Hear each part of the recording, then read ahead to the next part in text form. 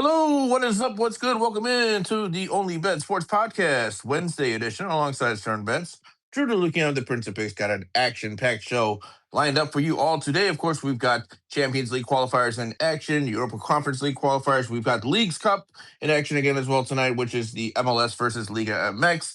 We're definitely going to have a play for you in that one. We got the WNBA tonight. We got Major League Baseball, PGA Tour, teeing off tomorrow morning as we are going to be bringing in Mr. Brian Liberati, our PGA expert, here shortly to give some thoughts on the upcoming tournament.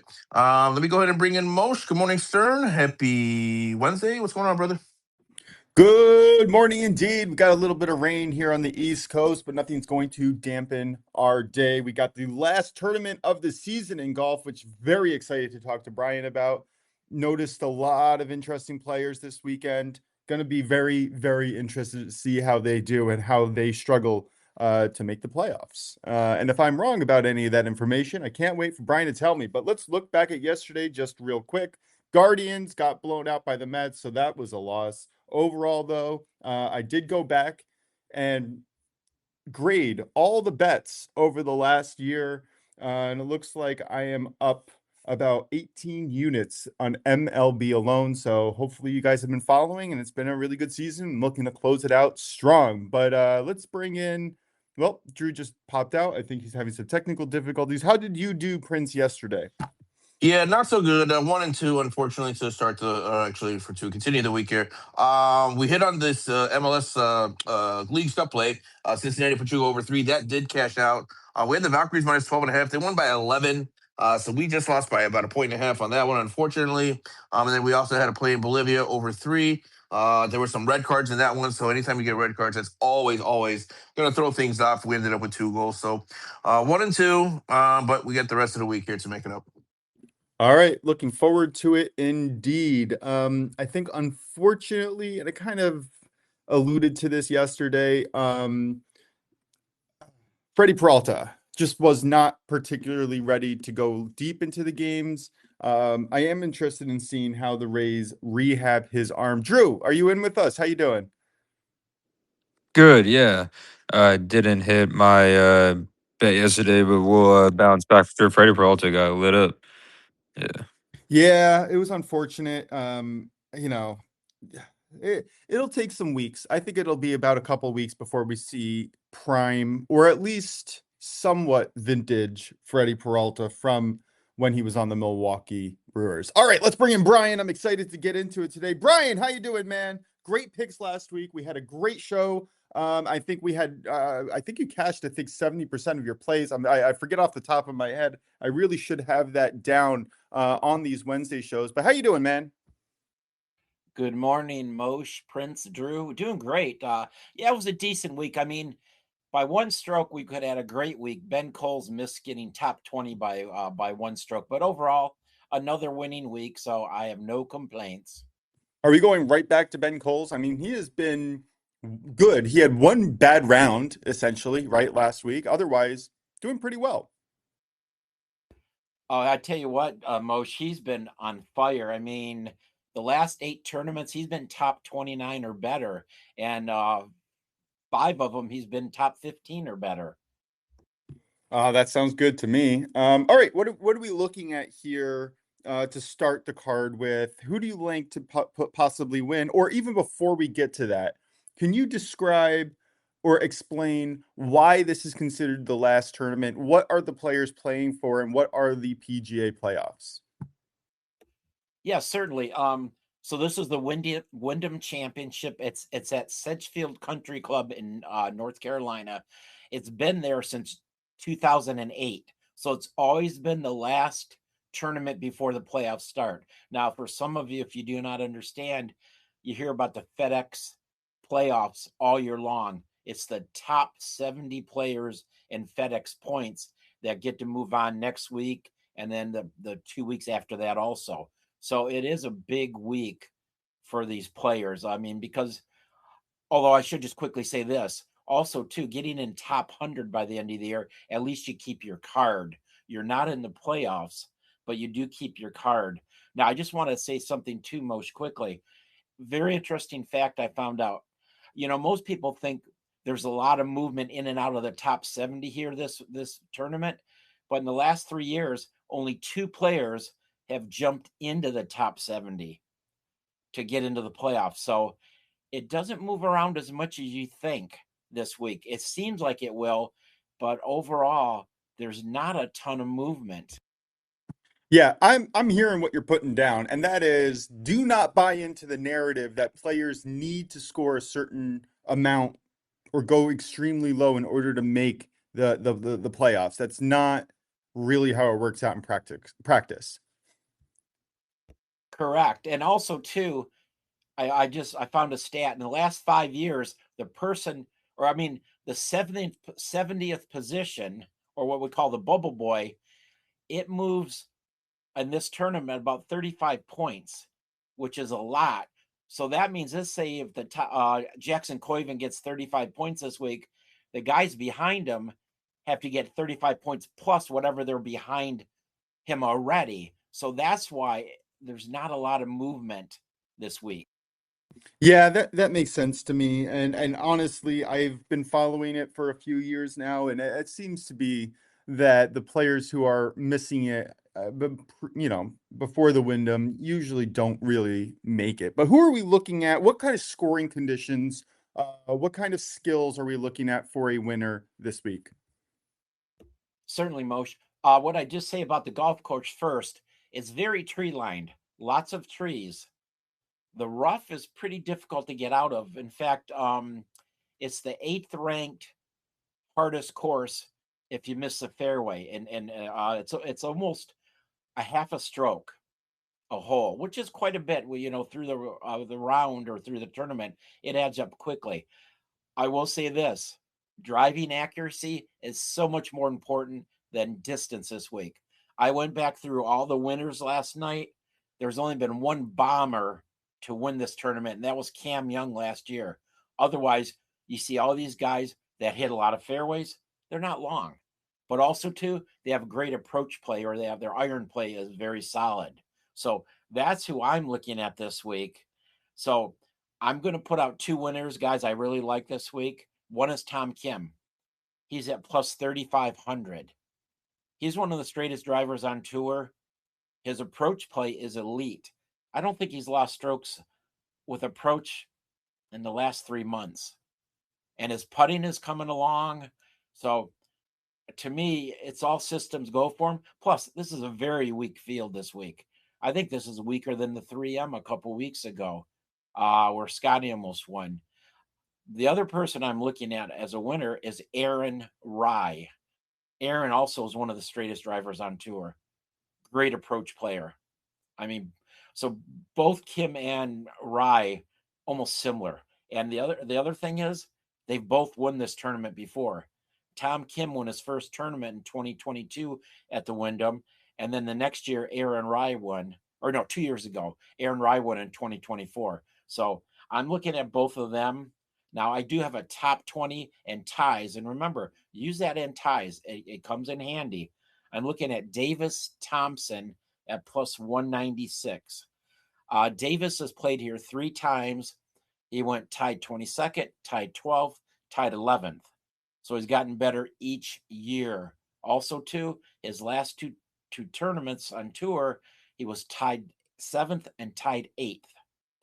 And he's putting better than he has all year. So his last 4 or 5 events, he's finally gaining strokes on the putting green, because earlier in the year, he was a horrible putter. Now, I do have a top 30 in ties. Emiliano Grillo. He's at plus 160. Speaking of straight hitters, he's one of the straightest hitters. Great approach player. He's an elite ball striker. He really is. And what's really nice about him right now, the last 5 tournaments, he's gained strokes putting. Because sometimes his putting's not the best, but he's on a roll with his putting right now. So I like him. Then I do have just like a fun play this week. It's a top 30 in ties parlay. I have Davis Thompson and our boy Moshe Ben Coles at plus 388. I love the price.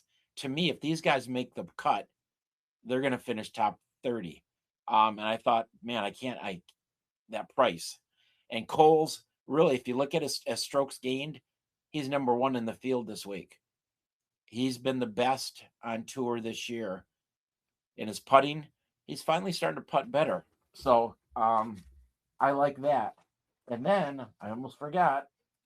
I have a couple plays for Thursday's opening round.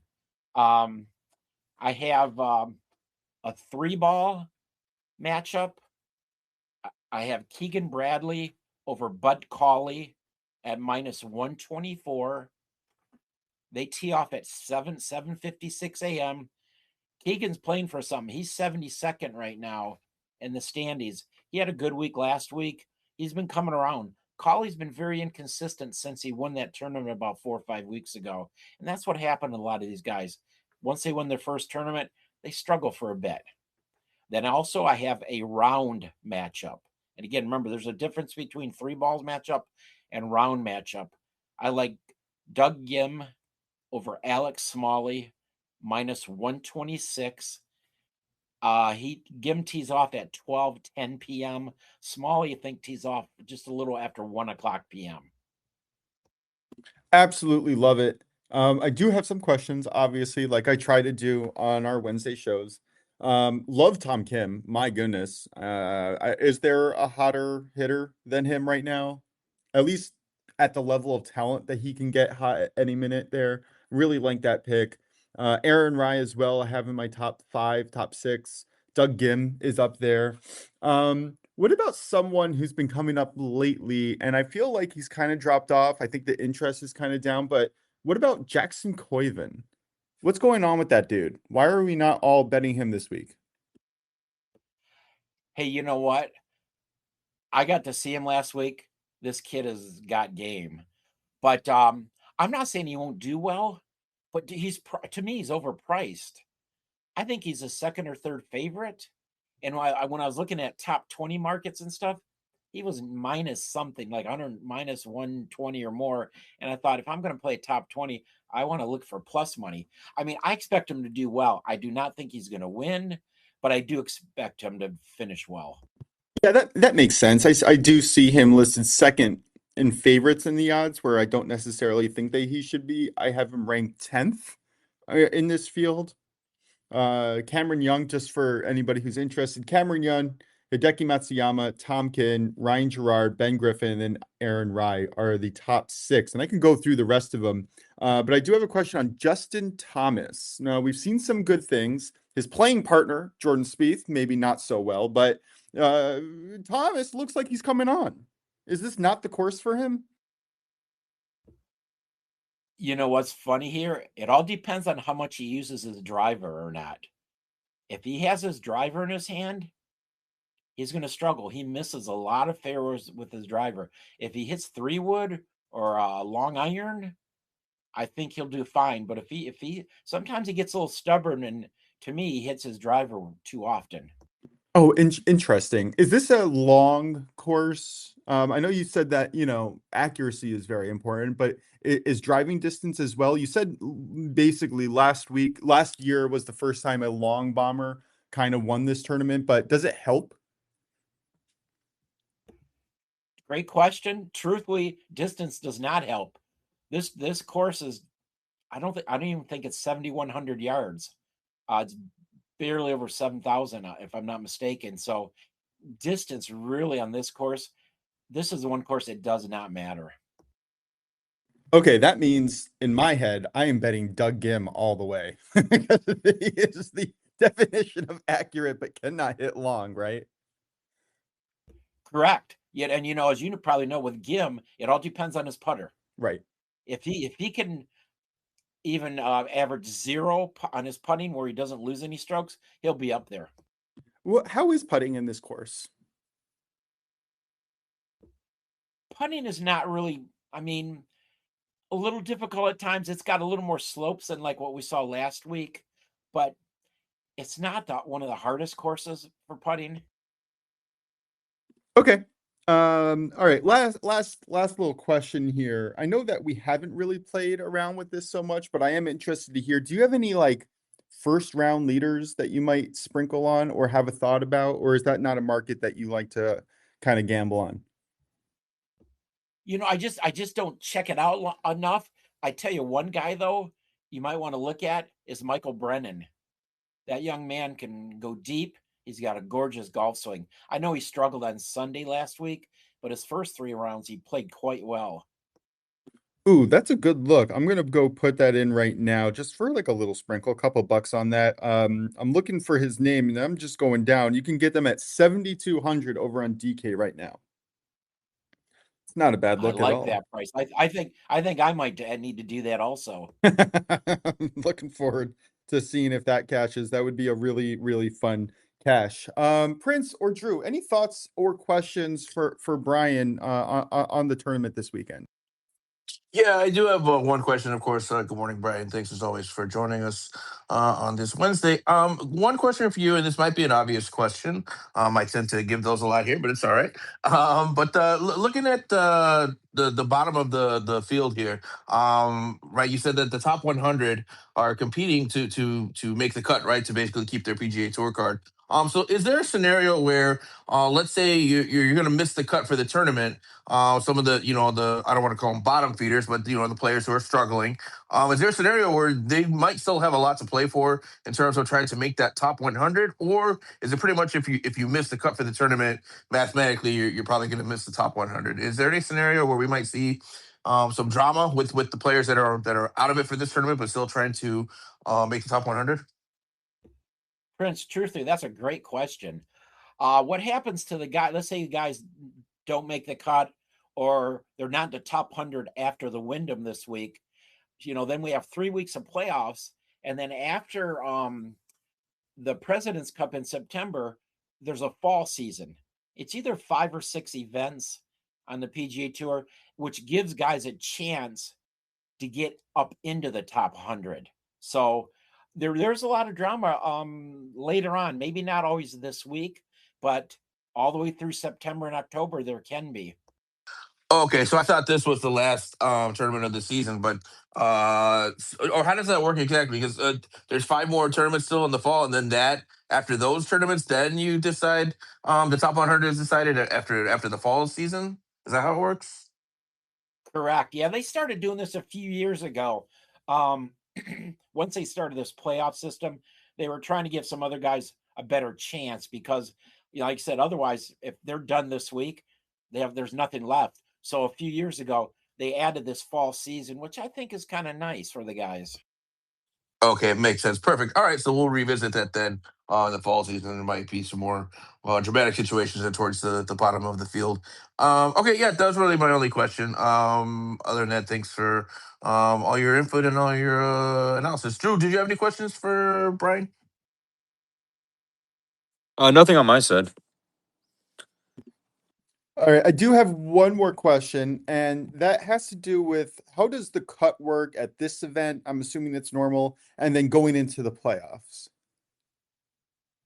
Yeah, the cut most this week is the same. It's a top 60 or 62 in ties.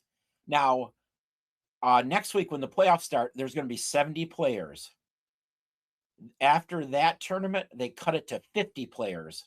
So the second week of the playoffs, there's 50 players playing. And then they cut it down for the final down to 30 players. So it goes 70 first tournament, 50 second, 30 last tournament. And in those 70, 50, 30, are those all signature events considered and not no cut? Well, there is a cut, really, if you think about it, and really they're considered the playoffs now, starting next week. So guys can move up like their positions in the FedEx point. Let's say a guy next week is 60th and he finishes top 5. He could bump into the top 50 and play the week after. So there definitely is cuts. So there's no cut inside the tournament itself, but over on the playoffs, there 100% is a cut. Like you said, the top 50 of the first week of the playoffs, which is FedEx St. Jude, is that right? And Correct. then And I said, sorry, go on. sorry, I'll just quickly. Yeah, I said it wrong. I guess I meant the cut is at the end of the tournament, not on Friday night. Right. Okay, that's kind of what I was trying to get at, because I seem to remember that I had somebody it was very, very low. I expected him to be out, and then I looked on my phone Saturday night, and I was like, oh, he's still in it. Yeah, this is a really fun. If you guys haven't watched the PGA playoffs before, this is an amazing race. The stakes are high. Everybody's going for it. And just remind us, because I seem to remember that the higher you finish before the tour championship, you get like a certain amount of strokes off, right? So, They changed that. oh, they did They change that. changed that. Sorry about that. Yes, So, what's the new format now? Everyone starts at even. correct. That's how it originally was. And then they tried that strokes thing. It didn't work very well. So yeah, now everybody's just even starting out on the tour championship. Yeah, I remember betting some people to finish without the strokes. It was very confusing. It wasn't very intuitive to understand. Like, you get it overall as like a picture of, oh, okay, the person who finished first has 10 off is, blah, blah, blah, blah, blah. But it wasn't very intuitive in terms of the betting world. Watching, you didn't know exactly who was doing well, who wasn't doing well. You really had to look at all the underlying metrics to understand what these people were doing, which wasn't it was just 3 extra steps when you could just look at a leaderboard, strokes gained, and immediately understand how everyone's doing. So I'm glad that they got rid of that whole strokes thing. I didn't appreciate it necessarily. How do you feel about that? I understand them trying something new, but it was a terrible failure. It was not a good idea. Like you were saying, it confused everybody. And truthfully, it even confused some of the players. Yeah, you tend to think that these guys have it all figured out, but they're traveling week in and week out. There's not a lot of time for a PGA professional to really get the lay of the land. And if you're not paying attention, things can slip by you quickly, especially since they've been changing things lately. They have that tournament where you gain strokes instead of lose strokes is better. There's like a lot of nuances and changes that the PGA is playing around with, which, for their credit, they are trying to bring in the younger population and get a more global outreach. I think, right, Brian, to the outside world, because I think that golf was stagnating a little bit, and now, especially with the whole live golf thing, they're really trying to step up their game so that everyone could enjoy the tournaments a little bit more. Do you expect them to keep kind of playing around with the tournaments, the rules, and different kind of formats? I would say to a point. I don't think they're going to go crazy because I know they're really trying to get ready for 2028 when they have the championship and then the challenge tours. That's kind of, I think, their main focus down the road. But yeah, no, they are tinkering around a little bit, and you know what? Like you said, it doesn't hurt to try different things. Just quickly though, I don't know if you all know this. What demographic is the biggest mover in golf nowadays, the last 10 years? It's women. Oh, interesting. How is that affecting the PGA Tour, or is it? Yeah, I truthfully, they're getting a lot more women following the golf now, either being in person or on TV. That's really fascinating. I did happen to start noticing boosts on the LPGA Tour last weekend. Had a nice boost for that, and I've been noticing that it's a lot more in the betting books, which obviously goes hand in hand with global outreach.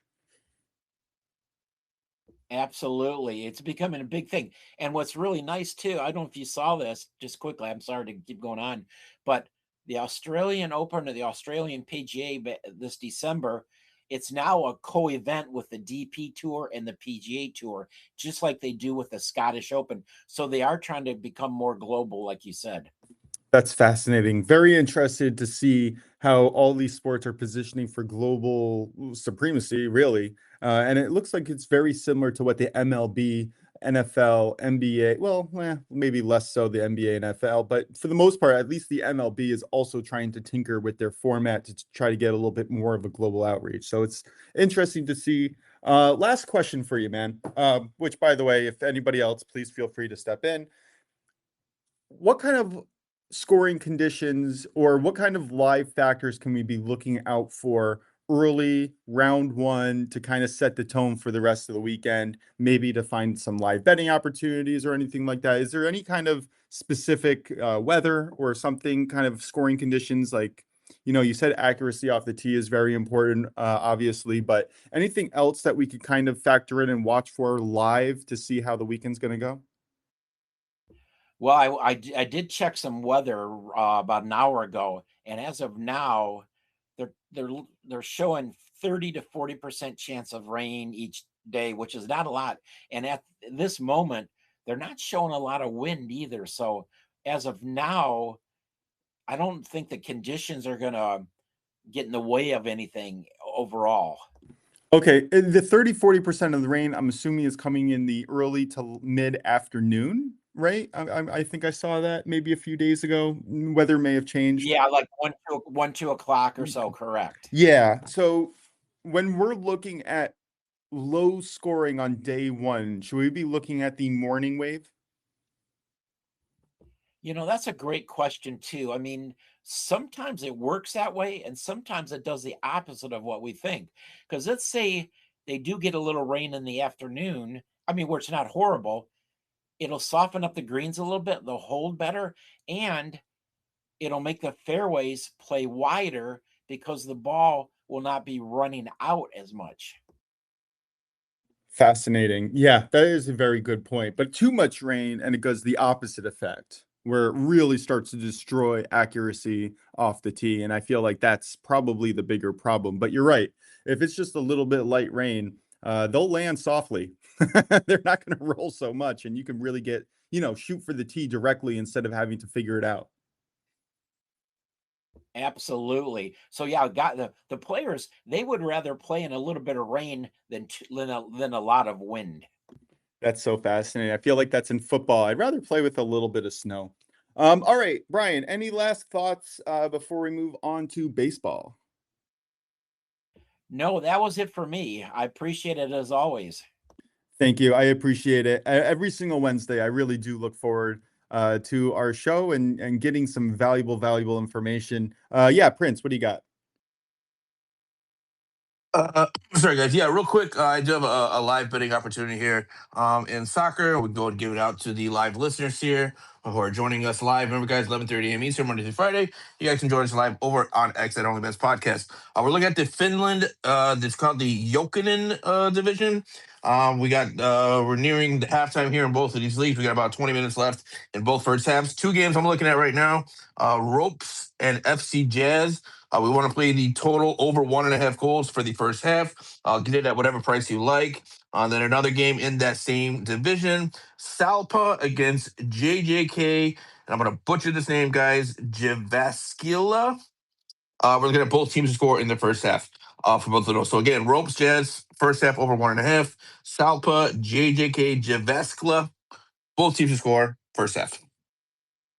All right, just gonna meander just a little bit so I can get those bets in. All right, Drew, what do we got for the MLB today? Tariq Skubal, big story, didn't get the win. That's 3 straight losses in a row and 5 straight losses for the LA Dodgers. Very interested to see how they bounce back tonight. But we have another big bounce back candidate in the other greatest pitcher in baseball right now, Paul Skeens. He has given up 5 earned runs in each of his last 2 starts. I was very tempted to bet him today. What say you? Do you think we expect a full-on bounce back? I mean, how can you not, right? Yeah, I would say for Skubal, he pitched his butt off, but the Dodgers' offense is so bad right now. They probably can go up from here. I was watching some of that Skubal start. Believe it or not, shows you kind of the box office appeal Skubal has alone, to where he left one over the middle for Dansby, and then the other one was, I believe it could have been an error or something, but that was an impressive start from Skubal for his first start. Field, which can be a difficult place to play. It was pretty crazy to hear that there's some fans cheering for Skubal, some Dodgers fans taking over Wrigley Field, which is rare. You never see that. And I do expect Skeens bounce back.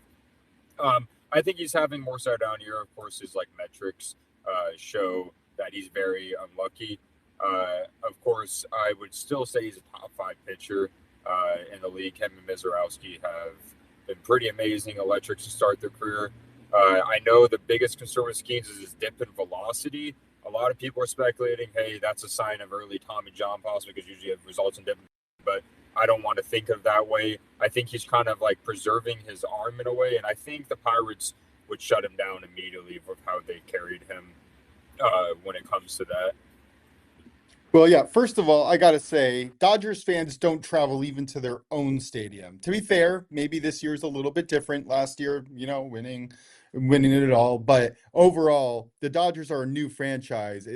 They're not entrenched like the East Coast teams or some of the Midwest teams. They're just not as a storied franchise. Yeah, sure, they came from Brooklyn, but that was Brooklyn and that was 100 years ago. Not a whole lot of Dodgers fans traveling around the world, especially since they're so far out in California. And I do tend to agree that Pittsburgh is kind of holding Skeens back a little bit, but it would be extremely disappointing if he went down with an injury after the Pirates just went all in for the first time in 25 years. That would be such a blow to their morale. But what are we looking at today for our best bet on the diamond? There it is. Yeah, believe it or not, I actually do have two plays because I have a 75% actually gave me on DK, and they're actually two of the early games. I'm not just doing it because of early game eagerness, but I like these two plays a lot. The first one I'm going to use my boost on. You guys can use all-purpose boost and stuff. I still like it without the boost, but Hunter Brown over 17.5 outs at minus 160. He's their ace. I know he has been struggling recently. Last game he did a little better, but he's facing a Blue Jays offense that has been very stagnant. They haven't been an impressive offense. They've been aggressive. They haven't been drawing a lot of walks, and especially on the road. We kind of saw it the other day too. Hunter Brown also has a lot of success against this Blue Jays team. I believe they have a 191 batting average against them. And the Astros, they're not really something I like to look at. Is this are the managers going to preserve the pitchers and stuff like that? Houston is not really a team that will preserve the pitchers. They'll let their aces go 90 to 100 pitches, and I expect Hunter Brown to go 6 innings in this game. So that's my first one.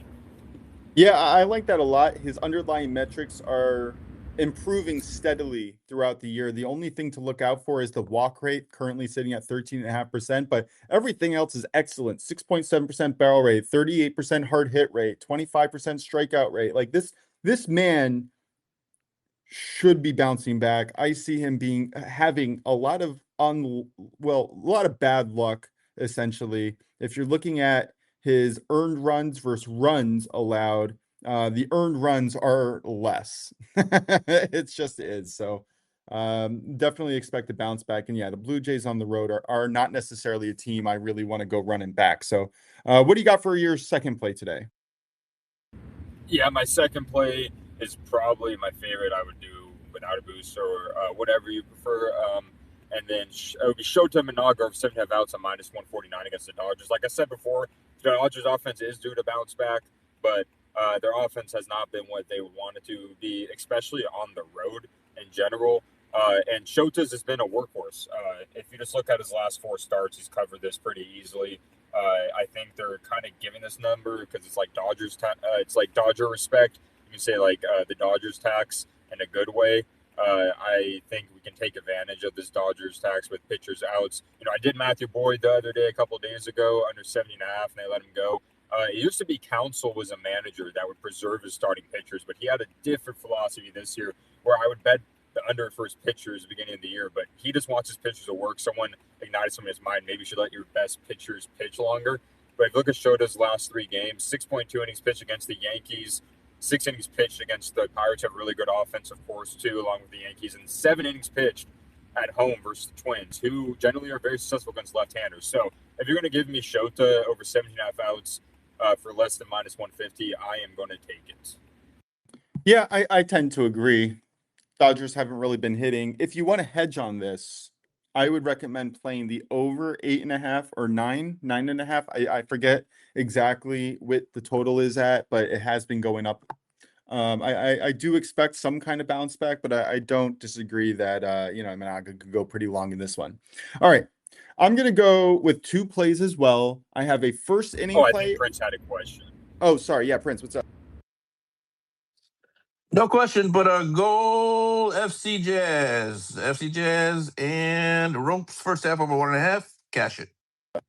Thank you, good sir. That's a nice little cash. We'll be finding out exactly how much I won after the show. All right, I got a first inning play and a first 3 inning play here today. First up, 9:40 p.m. Eastern, Tigers at Mariners. I like the no-run first inning, -120. We are getting the no-run first inning, yes, run first innings back.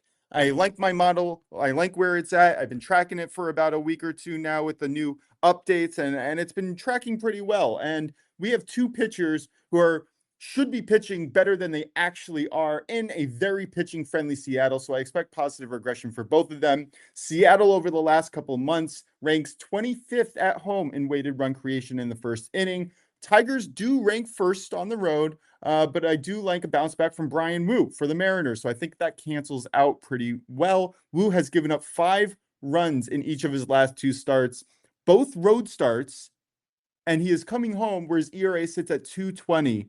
And the underlying metric shows that he has been extremely unlikely. The strikeout rate is still at 24.5% with a fantastic walk rate of 5.2. So the control is there. He just really needs to keep down that barrel rate, hard hit rate. The barrel rate is sitting at 6.7%, which is extremely below league average. The hard hit rate is a little bit above league average at 42.5%. Either way, he pitches much better at home. The underlying metric shows that positive regression is on the way. And I think the Tigers will struggle at least in the first inning here tonight. On the other side of the mound, we have Drew Anderson, who is coming as a bullpen starter in his 3rd start as a starter here. The xFIP, which is a great metric to look at for how a pitcher should be pitching, shows 222 in the first inning. Opponents are just hitting 212 around the opponents around the first time around the order. The underlying metrics are pretty good. He has a 48.2% ground ball rate with a 28.2% strikeout rate. That's going to take him very far. And again, he's just pitching probably 1 inning. All he needs to do is not let up a run against the Mariners, who again do not hit very well. They rank 25th in the first inning in weighted run creation. 26 also against righties, which really does work in his favor. So you can get that -120. I took it last night over on Caesars. Before I get to my second play here, Drew or Prince, any thought? Yeah, was that no runs first inning, right? Yes, no runs first inning. Yeah. I'll say, yeah, I definitely like that a lot. I know, Drew Anderson, like you said, and sometimes these people, they'll struggle with the bullpen pitchers to start because at the end of the day, they usually have not seen them as much. And so I like that a lot, especially with the Mariners, who another offense, you never know where you're going to get. And then Brian Wu, I'm glad you mentioned that. At home, he's a different animal, and I definitely expect more bounce back from him. Yeah, and some of that is that the hard hit rate, which is his only depressing underlying metric, really plays well in pitcher-friendly Seattle. I think it's just as simple as that. You have a really good pitching environment, and when you have 2 pitchers who are average or better, they tend to do really well, which is what I'm looking for. All right, my second play here. This is going to be the Angels at the Orioles at 6:35 p.m. Eastern. Angels-Orioles, first 3 under 2.5, -115. Also got it last night on Caesars. I will caveat, I'm saying no runs first inning in my first play and under 2.5 in my second play, but I do like runs overall today in general, just not these 2 games. Orioles are pitching Trevor Rogers, who I also like to bounce back from giving up 4 earned runs to Detroit. Go back to the dominant form that he has been in over the last month and a half, where he has only let up basically one or less runs in his last 7 starts. Opponents are just hitting 201 with an OPS of 540 first time around the order. The underlying metrics are decent enough against a very weak Angels lineup. He holds a weak contact profile, 6.5% barrel rate, 39% hard hit rate. The lower strikeout rate's a little concerning, but the control is there with the walk rate at under 7%. On the other side of the mound, Reed Detmers is also in a very good groove. He's had 3 great starts in a row. I like the velocity. I like the pitch movement. Opponents are hitting just 183 the first time around the order with an OPS of 568. The underlying metrics are actually extremely impressive outside of the barrel rate of 8%.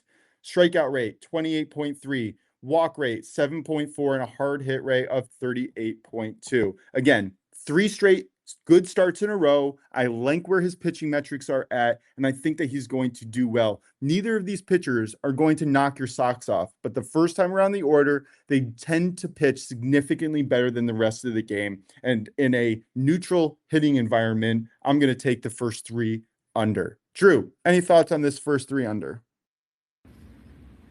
No, I definitely agree. I've always been a fan of Trevor Rogers, and even though he did have 4 runs last game, most of it, I think, was like in the 5th inning. He still managed to go 6 innings, which was really impressive. Believe it or not, his last start, I think we bet is over, and now it's his last start. And I like Reed Detmers.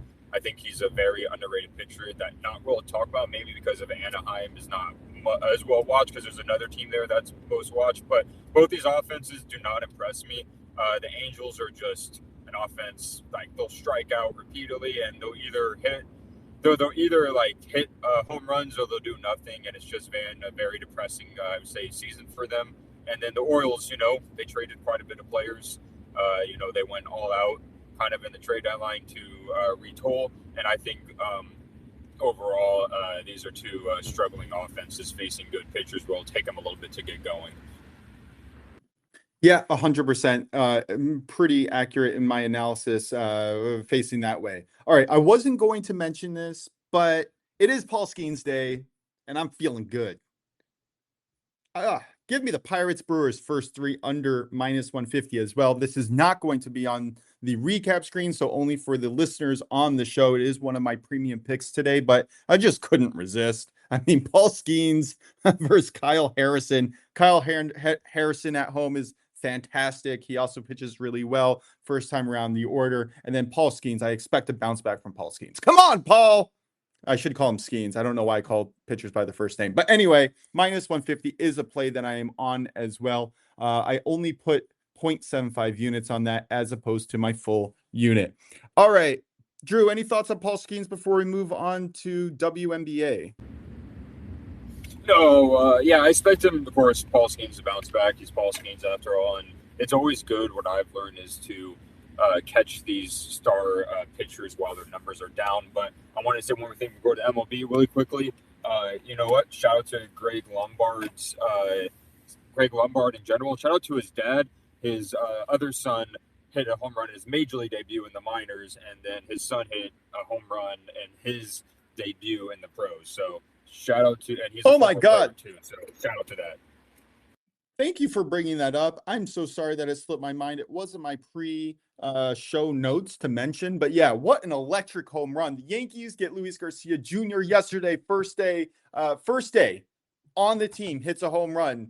Today, I guess that was 2 days ago. Yesterday, Lombard, first day on the team, goes yard, and both of those home runs were to take the lead. Granted, 2 days ago, the Yankees bullpen gave up the lead and they lost it, but shows that they can handle the pressure. Very, very excited to see what's going on. This Yankees team, like I mentioned it yesterday, top to bottom, would be the envy of the league if the Dodgers weren't around. Fantastic. All right, let's get into yeah, unbelievable. And he got a walk. I think that was his first or second plate appearance. Well done indeed. Definitely showing maturity well beyond the young 21 years old that he is. All right, Prince, bring us into the W, and then we'll close off with soccer. I am excited for today. We are going to have a bounce back. Come on, bring it to us. Yeah, for sure. So we got a big slate of games tonight in the W. We do have a 4-game slate, but I'm going to limit it to just one game that I like the most here. We're looking at the Wings at the Washington Mystics, 7:30 p.m. Eastern tip-off tonight. Wings coming to this one as 2.5-point favorites, but I'm just going to take them straight up on the money line at -135. I don't want to mess with the points here, but I do think the Wings are the better team here coming into this one. Now, these two teams did play just a few days ago in Washington. Dallas was a more significant favorite, and they lost that game outright. to the Mystics. But you typically don't see favorites lose 2 games in a row against the same opponent at the same venue. So I think the Wings here having about 3 4 days off. I think they've been in the Washington area. This is just going to be a rematch from a game just a few days ago. So no real travel here for the Dallas Wings. Coming into this one with the better team, a lot more to play for here, as they are in the thick of it here in terms of getting one of the top seeds in the playoffs. So all things considered here, I think the Wings are just a better team outright. I do expect them to bounce back in this one and get the win. We'll take them straight up on the money line at minus 135. Very much on board. You can also find a boost for this game on BetMGM, which where I got it at minus 120. All right, let's get into soccer. Excited to get into it. International break is over. We are starting to get into European soccer a little bit. Maybe just another half week away. What are we looking at today? Yeah, so like I mentioned yesterday, I'm staying away from all the leg ones of these Champions League qualifiers, Conference League, Europa League, all those European tournaments. First legs are a little bit tricky, so I'd rather wait for the second leg to see what kind of a score line that we're basing our plays off of. But a lot of tricky matchups today overall. There are some live bidding opportunities. We got the Bolivia Premier Division going on this afternoon. Definitely live bidding opportunities for there. Everything pre-match is a little bit too juiced. We're also looking at Finland, which is going on right now. We just cashed one of our live plays. Looks like the other one might not cash. Hoping for a late goal here in the next couple minutes from Salpa. Might not happen, but 1-1 in our live plays on the show. We also have the Iceland division kicking off, another high-scoring league. We're going to want to look for live bets as well. So some live betting opportunities for sure this afternoon. Looking at the Leagues Cup tonight. Look, I mentioned this yesterday. And I'll say it again. You guys need to be very careful betting on the Leagues Cup because you just don't know what kind of roster these teams are going to put out, what kind of motivation they have for this tournament. Are they fully dedicated? Are they fully invested? So a lot of these teams are putting rotated lineups and focusing more on their domestic league because let's face it, this Leagues Cup doesn't really have any culture, doesn't really have any real significant importance. It's more of a cash grab than anything. So some teams just kind of disrespect this tournament, honestly, with their roster that they put out. We saw that last night with Vancouver, had a completely rotated lineup. I mean, a lot of people got burned on that, thinking they were going to put a lot of goals against I forgot who they played. But in any case, it was a totally rotated lineup. You're probably going to see that again tonight. So with that being said, I tried to pick one game where it wouldn't matter to me what lineup was out there. And that game that I landed on was going to be Toluca hosting Seattle Sounders, 10 p.m. Eastern kickoff tonight. This one is going to be at Toluca in Mexico. And typically speaking, Seattle, well, MLS teams in general, they struggle when they play in Mexico. Seattle specifically falls right in line with that. They have lost 10 of their 15 matches when playing in Mexico. And of course, Seattle, losers of 6 straight. Right now, just an absolute free fall for the Seattle Sounders. They have been dealing with some injuries, so maybe some of those players come back. I tend to think that doesn't really matter. Whether they play or not, I think Toluca is just in great form right now, playing at home in front of their fans. I like Toluca to win this one by margin, regardless of what lineups are out there. So I will take Toluca on a minus 1.5 spread, and you get that around minus 120, minus 125. Check your books.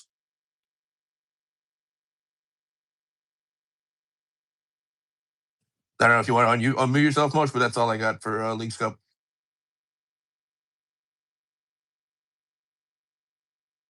Hello? Can you guys hear me?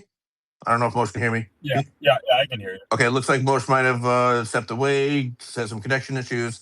But in any case, yeah, that's really all that I'm looking at. I mean, there's other games to look at tonight as well. We do have Inter Miami, San Luis. Inter Miami is an overs team, but we have to see, how that game goes. I mentioned this yesterday. I think Miami is one of those teams that are going to go for it, right? When you spend as much money as they have, I think you're going to try to win everything that's in front of you. So I'd probably feel pretty safe playing that one. Any kind of overs for Miami and San Luis. Orlando, another team that concedes a lot, but you just don't know what kind of lineup is going to be out there for Monterrey and Orlando. Nashville, since coming back from the break, has been really struggling. So really not sure what to do with that game. Taking on Lyon. LAFC and Chivas is a fascinating matchup tonight as well. LAFC has been in great form since coming back from the break. I do lean towards them, probably like a draw no bet, something like that. But I probably lean on the side of LAFC right now just because of the form that they are in. But other than that, Like I said, just tread very lightly on the Leagues Cup. We'll see what happens going forward. But with Moshe not here, I guess I'm just going to take over here. If Moshe comes back, he can just sorry about that. Okay, Moshe's back. I will say, absolutely love it. Not really sure what you just discussed it, but I'm gonna Great. listen back to it after the It's show. always great to love what you don't hear. There you go. Ignorance is bliss. If we've learned anything from the Matrix.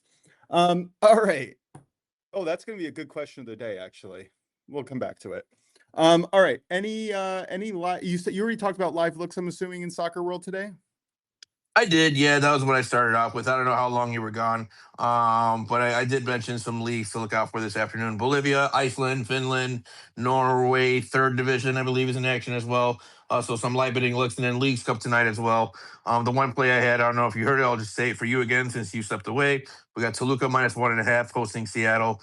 That's the one play that I like here. Pre-match, everything else, just going to be live looks based on what kind of rosters these teams put out. Sorry for making you repeat that. Absolutely love it. Are we ready for the question of the day today, Prince and Drew? Any left on the table for this world of sports today? Ugh, words are hard today. I got you, man. No, nothing else. I'm ready for the question. Drew? Nothing on my side, but I'll say watch Showdown in August 7.5 ounces jumping up and down, so if you can catch it at a lower number, that would be awesome. 100%. All right, let's get to the question of the day. Just popped into my head because I mentioned the Matrix. What's your go-to or favorite sci-fi fantasy movie series or TV series or book series, any kind of series? What do you got, Prince? I always like to go to Drew first because I want to give more time to think of a better answer than Drew. So Drew, you go first. I just like putting you on the spot. I know you do, and I like putting Drew on the spot. So Drew, take it away. Or not. Okay, maybe. I was about to make an office reference. I'm like, oh shit! All right, I gotta go. I'm like, damn, he's not gonna talk. I gotta know now. All right, can you guys hear me fine?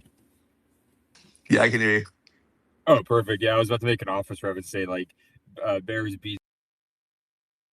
I never say Battlestar Galactica, but that's actually that's very tough. I'm a big fan, of course, of Stranger Things. Oh yeah, I would have to think about more about that. I don't know if you had one in mind, Moshe, right now. Well, I mean, The Matrix just popped into my head, but I mean, my favorite world growing up, probably Star Wars. Just grew up on it. It was my first real fantasy world that I got introduced to. And, you know, I've seen every single animated, real action, live action. I've read a lot of the fan fiction from the books from, you know, between episode 1 and 2, between episode 4 and 5, and I really got into a lot of that when I was a kid, and my whole world was Star Wars. In fact, yesterday I watched episode 1 going through chronologically all of the Star Wars media. And then I got to play with lightsabers with my 2 little kids who absolutely loved it until one got whacked in the head too hard. And that kind of ended that game. But yeah, I would say Star Wars. That's funny. You know what? I gotta say, Matrix is definitely a top 3 of mine. It's funny that's what could go to the segue to this question, but I really do like Matrix a lot. It's phenomenal, all 3 of them. Now, the first 3, not the ones that they remade afterwards. Those are terrible. Oh my god! Have you seen the animated? Oh. Have you seen the series? I have not seen the series, but I saw the 4. Was there a 4th? Was there a 5th one too, or was it just a 4th one? I don't know which one just came out recently. I think we could just keep it to the first 3. The first 3 are good. Anything after that, I just know the most recent one was god awful, but I think they were like trying to recreate I don't know, it was like a video game editor or something. It was like the story. Oh my god, it was just so terrible. But anyway, yeah, first 3 Matrix, phenomenal, goated. But look, you can't go wrong with Get to the Chopper. Terminator, no? Terminator 1, 2, and 3. All the Terminators really. I love every single one of the Terminators. So probably Terminator would be definitely 1 or 2 on my list on that. That's a really good choice. I really do like the Terminator series. In fact, I tried and almost got my wife to start watching the Terminator movies with me because I was talking to her about how I'm working in AI and how Skynet is really going to be a thing soon. It's just going to be called Gemini or Claude or, one of the big name ChatGPT. It's just another names for Skynet, which if you guys aren't familiar with the series, Skynet was the AI defense thing in America that overthrew the humans and then ended up overthrowing the I think they're humans. predicting the future with that. No, I agree with you. I'm with you. I think that is going to happen. So she watched the first 25 minutes with me and then was like, I don't think this is for me, hun. Oh, womp womp. But we do have Brian and Brad on the call here. Oh, sorry, Drew. Yeah, go for it. I would say that I can't bet Star Wars. Star Wars is everything to me, of course. But another one that I'll mention besides Star Wars, because I've seen everything. I was a little disappointed, I guess, for some of them when Disney bought Lucasfilms. But there were some TV shows that they made that really good. I don't think that's just my opinion. Another one that I like a lot, underrated, is Back to the Future. I think that's a great movie. And then I love The Matrix, of course. And then just fantasy in general. If you talk about like fantasy, show ever is Game of Thrones. So I real quick, I'm gonna make a comment. So I've said a lot of crazy things on this show. Would it be crazy for me to say that I have never seen Back to the Future 1, 2, or 3? Yes, you need to watch it now. Yeah. I'm sorry, man. My wife even had to watch that with me. That's a classic of all classics. And if you approach it with humor in terms of the CGI that they have in that movie, it progressively gets worse and worse in the first, second, and then third movie until they have the flying cars, which was clearly not done well. But if you approach that with humor, the plot, the everything, the dialogue, everything is unbelievable. It is a classic for a reason, and you have to watch it. At least the first one. It's kind of like what? Spaceballs. I've never seen that. Spaceballs, one of my all-time favorite movies. It is phenomenal. Another one I've never seen. Oops. Oh man. Oh, you're killing me, Prince. Yes, you do. All right. Brad, you joined as a speaker. Any thoughts on this conversation? Yes, and that is exactly why I requested to speak, my man. I had to give my quick little sci-fi fantasy, because I don't actually really like sci-fi or fantasy, but specifically too, I loved Harry Potter growing up. It was absolutely goated. I mean, just an incredible series through and through. And the books, the movie, you name it, Harry Potter was awesome. And then this one's really kind of off the beaten path. Nobody mentioned it, but growing up, dude, I loved the Pokemon TV show. Absolutely loved it. Don't really do Pokemon anymore, but as a kid, loved it. And as an adult, Drew, my man, Game of Thrones is insane. It's the storyline, the plot, the differentiation of the sci-fi. I just love everything about Game of Thrones. I have to heavily agree with everything that you just said right there. First of all, Harry Potter was the first book that I really read on my own, like a chapter book. Definitely grew up. I would say probably Harry Potter before Star Wars in terms of the chronological order of what I was watching into as a child. I think Star Wars just became bigger as I grew older, but Harry Potter holds a special spot in my heart. I forced my wife to read all the books, which now she has gone through 3 or 4 times, just like myself. And then Game of Thrones. I know this is cliche. I don't say this about everything, but the books, you have to read the books. If you like the narrative and you like the plot and all the stuff inside the movies, the books are 10 times better and more engaging. Just so much more going on. Just like the Harry Potter books versus the movies, honestly. There's just so many more things that get put into the books. Very excited about the upcoming TV show on Harry Potter on HBO Max. Definitely thing. Sorry. Brad, any or Drew? Also, I recommend House of Dragons if you guys like Game of Thrones. Yep, watching that with my wife right now over the last few weeks. And the prequel series where it's about on the night Sir Duncan. What's the series called? Anyway, phenomenal. Very similar. Isn't that what it is? Isn't House of Dragon the prequel? Isn't that what it is? Drew, correct me if I'm wrong. There's actually 2 prequels. So prequel.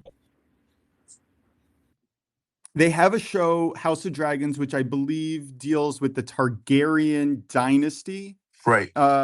Maybe like 5-7 generations before the Song of Fire and Ice, which is the current Game of Thrones. And then they also did a series on Sir Duncan, who was one of the knights, the White Knights who guarded the King's Guard.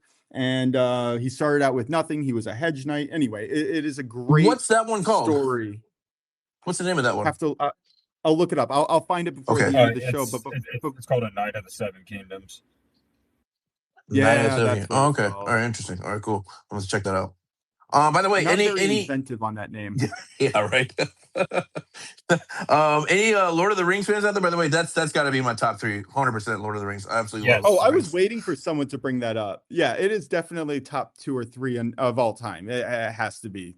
It's just one of the best movie series of all time, Yep. hands down. The No. Hobbit, unbelievable. Yep, all of it. And Lord of the Rings, Hobbit, the whole series. Yep.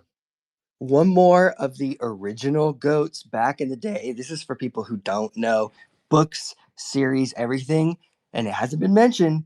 Goosebumps. That was unbelievable. Yes, It choose was your a own game adventure. changer. Like, it was ahead of its time. And I really think it kind of started a lot of those type of narratives within books and series. Goosebumps was so good.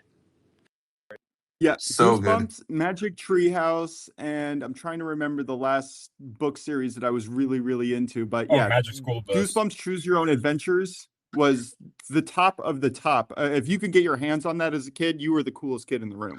Yeah, we used to collect. Me and my sister, we collected all the Goosebumps books when we were kids. I don't know if we had every one of them. We tried, but yeah, it was definitely goated.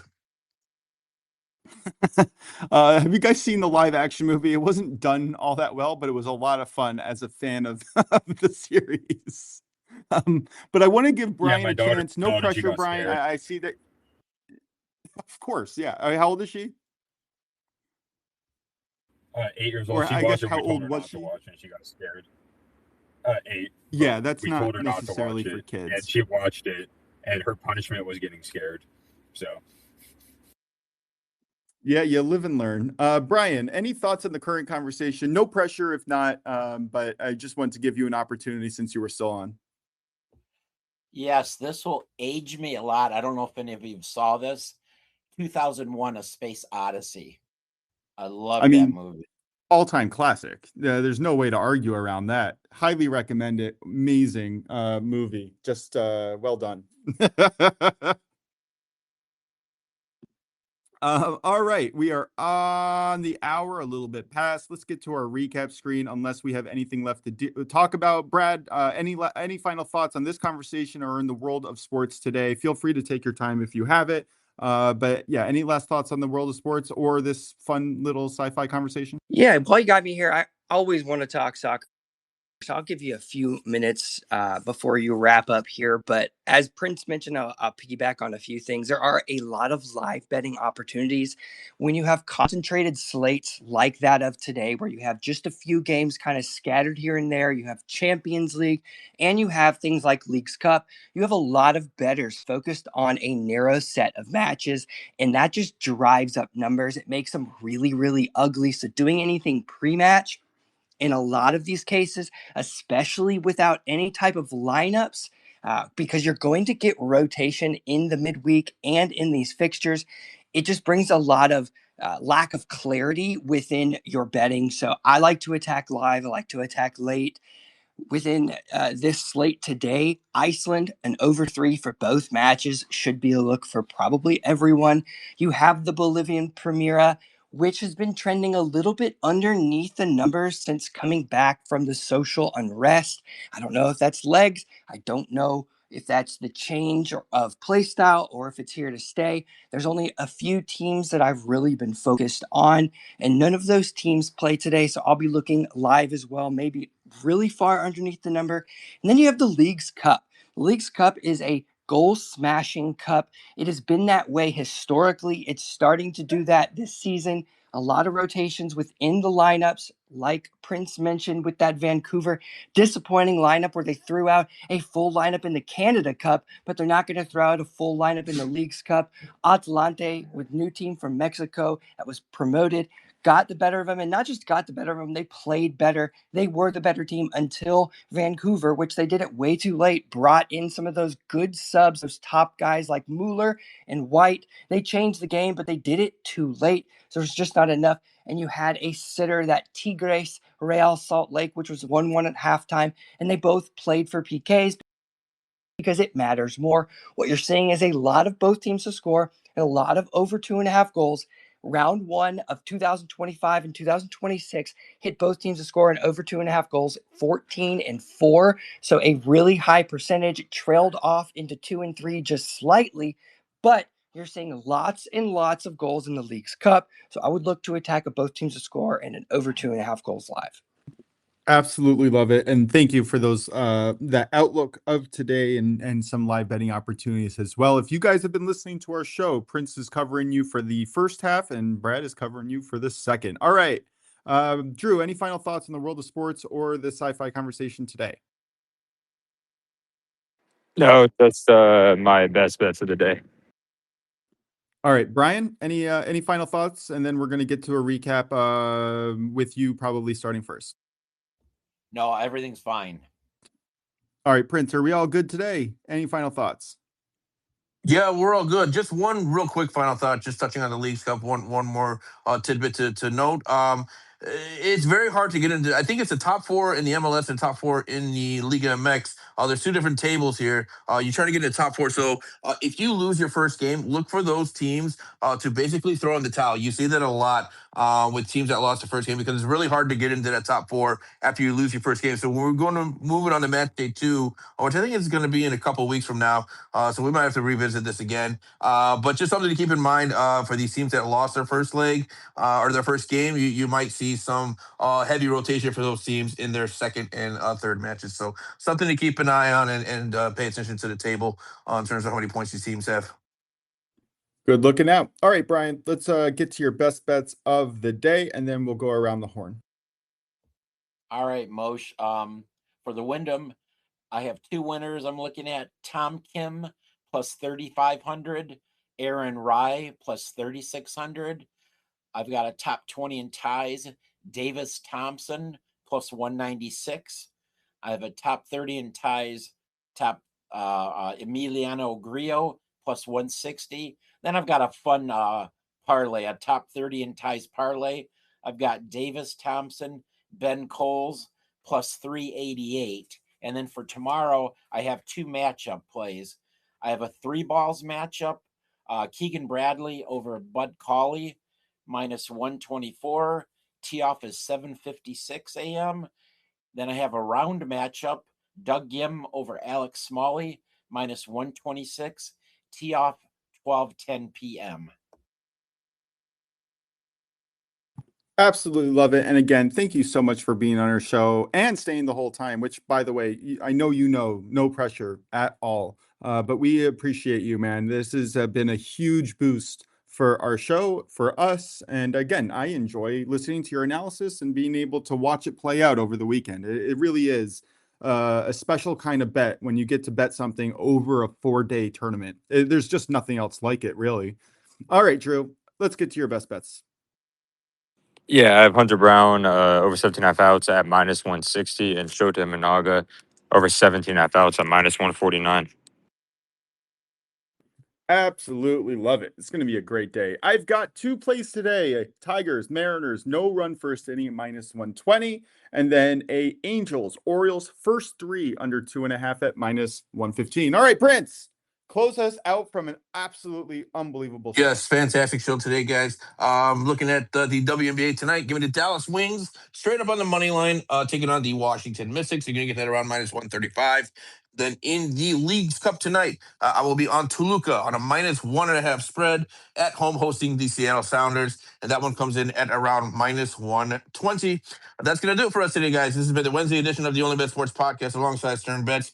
Drew DeLuca, shout out to Brian for his great PGA analysis. Thanks to Brad for his additional footy analysis here as we enter the group stages here for Leagues Cup and other leagues around the world. We'll be back again tomorrow, guys, live at 11:30 a.m. Eastern, Monday through Friday at OnlyBets Podcast over on Twitter/X. Let's cash out these tickets. Have a great afternoon, and we will talk to you all soon. Go watch yourself a good sci-fi movie. Later, guys.